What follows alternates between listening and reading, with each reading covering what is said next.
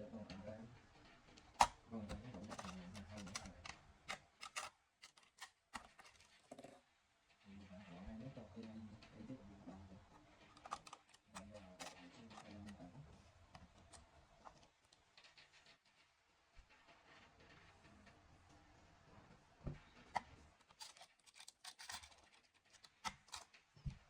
Xin lỗi ai đó mà tôi lại tầm.